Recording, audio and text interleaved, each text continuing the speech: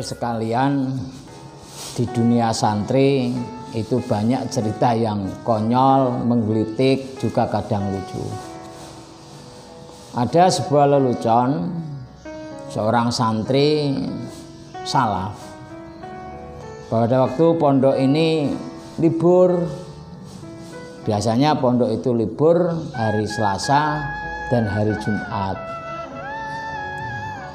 Akhirnya santri ini pergi jalan-jalan ke pasar kota. Namanya santri, kalau di pondok kan tidak pernah ketemu cewek. Akhirnya pada waktu di pasar ini ketemu cewek, ini lagi bawa kamus. Santri itu walaupun jarang ketemu cewek, tapi akalnya juga cerdas-cerdas. Akhirnya dia tahu bagaimana cara menggoda cewek ini. Karena cewek ini banyak bawa kamus. Akhirnya santri ini tanya, "Mbak, kok bawa kamus? Apa Mbak ini pandai bahasa Inggris?" "Oh iya Mas, saya ini memang lagi kursus bahasa Inggris." "Kalau begitu saya mau tanya Mbak, apa Mas? Apa artinya I love you?" "Oh itu Mas, itu artinya aku cinta padamu." Akhirnya santri itu terus ngomong begini, "Oh kalau begitu sama Mbak." Akhirnya karena jok-joknya santri seperti itu, akhirnya cewek ini simpati, akhirnya akrab. Adilalah, akhirnya suka sama suka ya, di luar perhatian keamanan pondok, ternyata keakraban kedua insan ini, laki-laki dan perempuan ini, akhirnya menimbulkan kalau pondok itu libur, santri ini bermain ke rumahnya cewek tadi. Karena kalau pondok ini libur, santri ini apel. Ya, orang tuanya karena yang apel itu santri, senang. Alhamdulillah anakku punya kenalan santri. Yang diharapkan nanti anakku bisa dibimbing, bisa mempunyai akhlakul karimah. Tapi karena dasarnya santri yang sukanya pakai sarung, apel pun juga pakai sarung. Karena santri ini juga enggak punya celana, punyanya hanya sarung. Akhirnya bapaknya si cewek tadi ngomong begini kepada anaknya, "Duk, ya bapak, apa temanmu santri itu enggak punya celana kok kalau kesini bawa sarung? Ya nanti tak tanyakan bapak."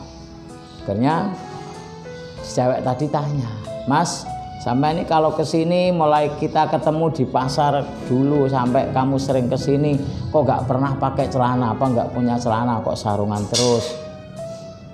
"Gak punya Mbak, gak punya Mbak. Saya ini sukanya sarung, enak.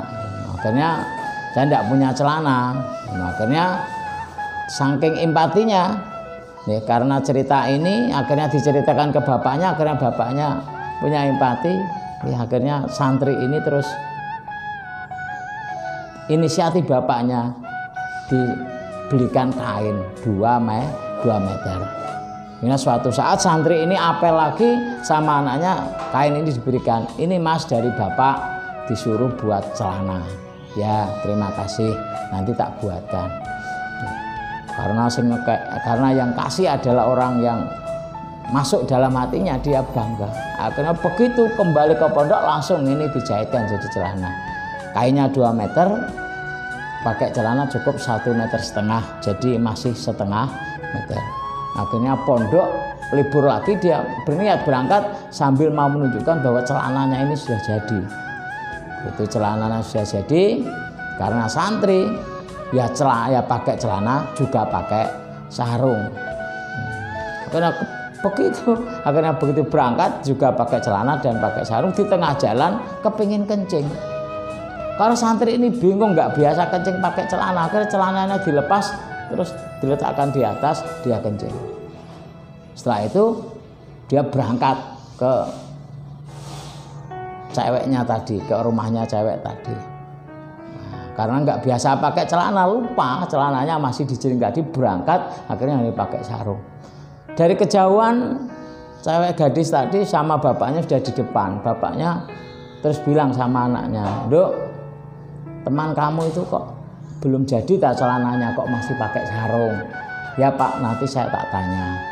Nah, begitu setelah sampai dekat, anaknya tanya, "Loh Mas, kesini?" "Ya, saya mau menunjukkan sarung." Saya mau menunjukkan celana yang kain yang dari bapak sampean.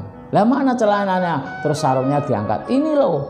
Wah, akhirnya keduanya ini gadis tadi malu, terus bapaknya agak derot. "Lah mana kok panjang?" Bapaknya mungkin, "Loh ini belum panjang, di sana masih ada setengah meter, di rumah masih ada setengah meter." Lah ini loh kekonyolan santri-santri dulu itu.